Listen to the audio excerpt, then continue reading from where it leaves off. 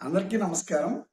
ప్రస్తుత కాలంలో మతం అనేది చాలా పెద్ద పలకరాని పదం కింద తయారైపోయింది. అసలు ఈ మతం అనే దాన్ని ఒక సామాజిక భద్రత కోసం మనుషులు ఏర్పాటు చేసుకున్నది అన్నది మనకి బాగా పరిశీలిస్తే తెలిసే అంశం. ఇందులో సామాజిక భద్రత అంటే మనుషుల మధ్య సమన్వయం, మనుషుల మధ్య సత్ప్రవర్తన, వీటిని పెంపొందించుకోవడం కోసం ఒక నిర్ణీతమైన విధి విధానాలను రూపొందించుకుని మతాలు అనేవి తయారయ్యాయి. ఈ మతాలు మనుషుల మధ్యని ఐక్యతను పెంచడానికి, మానవత్వాన్ని విస్తారం చేయడానికి ఉపయోగపడాల్సినవి అని అన్ని మతాల్లో సారం ఒకటే చెబుతుంది. అయితే వాస్తవంగా జరుగుతున్నది ఏమిటి అంటే, ఈ మతాల పేరు మీద రకరకాల మారణ హోమాలు జరగడం, ఈ మతాలతోనే అన్ని విషయాలని నిర్దేశించేలాగా, అంటే రాజకీయ పరమైన, వృత్తి వ్యాపార పరమైన విషయాలు, ప్రతి విషయంలోనూ మతాలని, ఇంకా లోపలికెడితే కులాలని కూడా ఇన్వాల్వ్ చేసే పరిస్థితులు మనకు కనిపిస్తున్నాయి.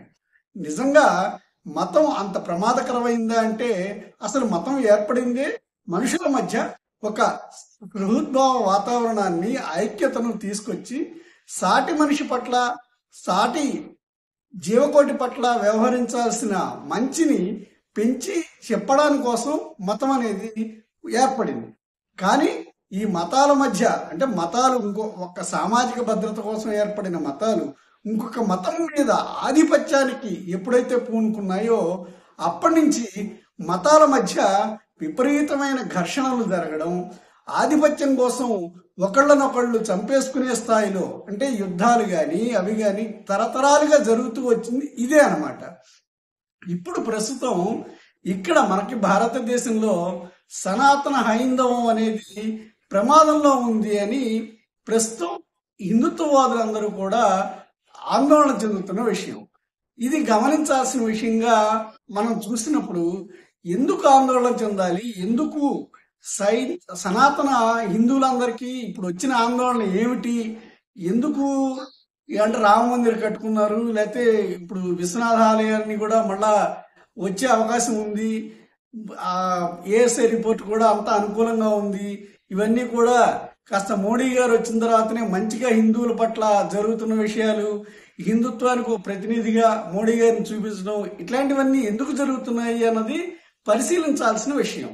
ఎందుకు జరుగుతున్నాయంటే, మతాల పట్ల ప్రజల్లో ఉండే ఒక, అంటే తమ ప్రాతినిధ్యం ఉన్నది అన్నది మనుషులు ప్రతి ఒక్కళ్ళు ఐడెంటిఫై చేసుకునే ఒక ఇష్యూ కాబట్టి, దీని పట్ల సాధారణంగానే ఒక ఐక్యత, అంటే ఇందులో ఒక మతం వాళ్ళు ఆ మతానికి సంబంధించిన వాళ్ళతో ఐక్యంగా ఉండడం, వేరే మతాన్ని ద్వేషించడం అనేది కొంచెం కనిపించే సాధారణ అంశం అన్నమాట. అయితే విధ్వంసాలకి, విద్వేషాలకి అసలు ఏ రకమైన ఇబ్బంది లేకుండా ఈ సనాతన ధర్మంలో పరమత సహనాన్ని ఖచ్చితంగా పాటించాల్సిన అంశంగా మనం చూడొచ్చు.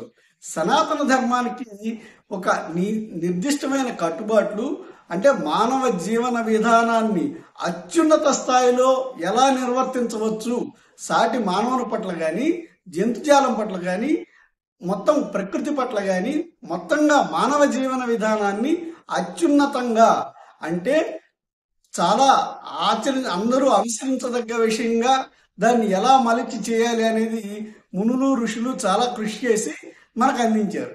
దాని ఆధారంగానే ఇప్పటికీ సనాతన ధర్మం నడుస్తుంది.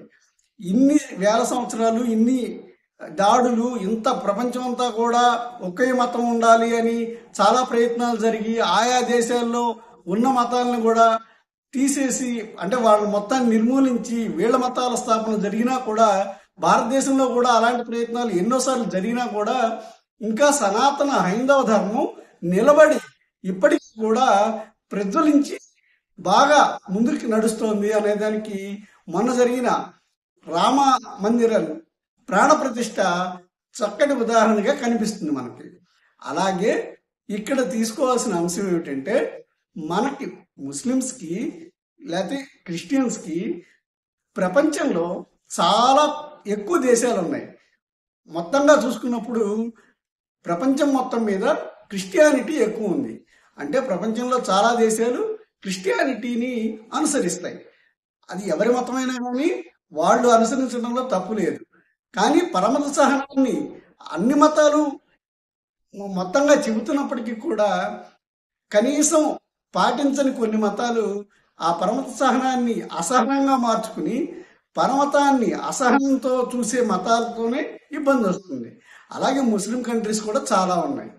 మొత్తంగా చూసుకుంటే ఈ సనాతన హైందవ ధర్మాన్ని పాటించే ఈ భారతదేశం మాత్రమే ప్రపంచంలో ఒక మైనారిటీగా, అంటే సనాతన హైందవులందరూ ప్రపంచం మొత్తంలో మైనారిటీలుగా మనం గుర్తించాల్సిన అవసరం ఉంది.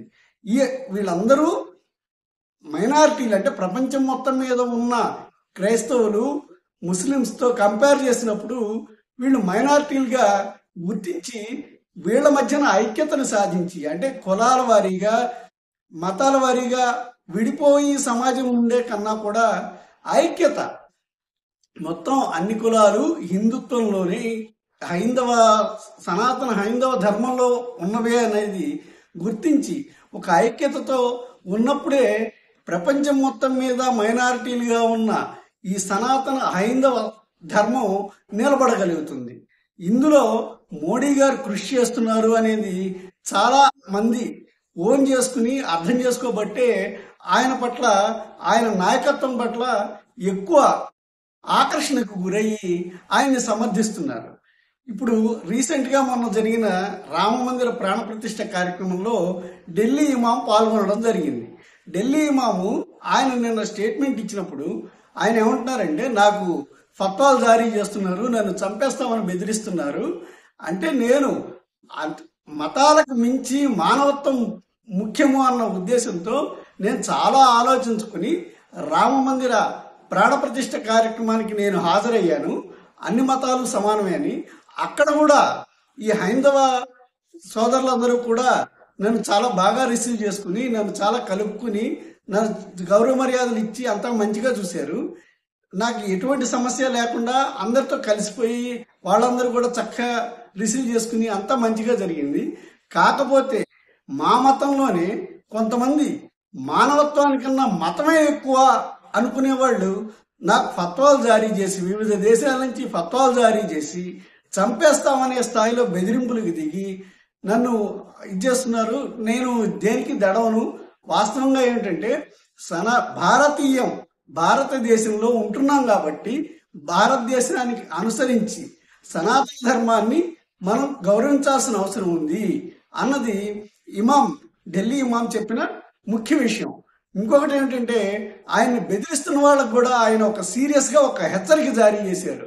ఇలాగా అంటే ఈ దేశంలో ఉంటూ ఈ దేశపు మతాలని గౌరవించలేని అసహనానికి గురయ్యే వాళ్ళందరూ కూడా పాకిస్తాన్ వెళ్ళడం మంచిది అని ఎవరో హిందుత్వవాదులు అనడం కాదు, ఢిల్లీ ఇమాం అన్నారన్నది గుర్తుపెట్టుకోవాల్సిన విషయం.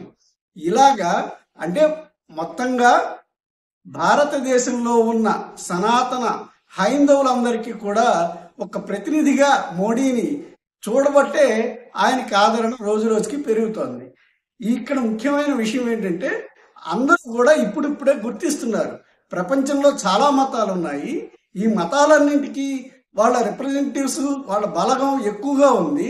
భారతదేశంలో ఉన్న సనాతన హైందవులు మాత్రం ప్రపంచంతో చూసినప్పుడు, ప్రపంచం మొత్తం మీద ఉన్న మిగిలిన మతాలతో చూసినప్పుడు ఇక్కడ జైనులైనా ఇంకొకళ్ళైనా మొత్తం హిందువుల కింద లెక్కేసుకున్నా కూడా మైనారిటీలుగానే, అంటే ప్రపంచం మొత్తం మీద ఉన్న మతాలతో కంపేర్ చేసినప్పుడు ఈ సనాతన హైందవ ధర్మాన్ని పాటించే వాళ్ళంతా ప్రపంచంలో మైనారిటీలుగానే ఉన్నాం. కాబట్టి మనందరం ఐక్యంగా మన ధర్మాన్ని గౌరవిస్తున్న వాళ్ళ పట్ల మనం ఐక్యతను చాటి వాళ్ళని సమర్థించాలి అని నిశ్చయంగా ఉన్నారన్నమాట. ఇక్కడ ఇంకొకటి మనం గమనించాల్సింది, ఈ ఇమాం చెప్పిన దాంట్లో కూడాను ఆయన చాలా స్పష్టంగా చెప్పారు, భారతదేశంలో ఉండే వాళ్ళందరూ కూడా ఈ ధర్మాన్ని గౌరవించాలి, ఎవరు ఉంటున్నా కూడా ఈ ధర్మం పట్ల ఆదరణతో ఉండాలి, వాళ్ళ మతాలను వాళ్ళు పాటించవచ్చు, అయినా కూడా భారతదేశాన్ని అనుసరించి భారతదేశ ధర్మాన్ని మనం ఖచ్చితంగా గౌరవించాలన్నది ఇది అందరూ అర్థం చేసుకోవాలని మిగిలిన సోదరులందరూ కూడా, అంటే మిగిలిన మతాల సోదరులందరూ కూడా దీన్ని అర్థం చేసుకుని అన్వయం చేసుకుంటారని ఆశిస్తూ అందరికీ నమస్కారం.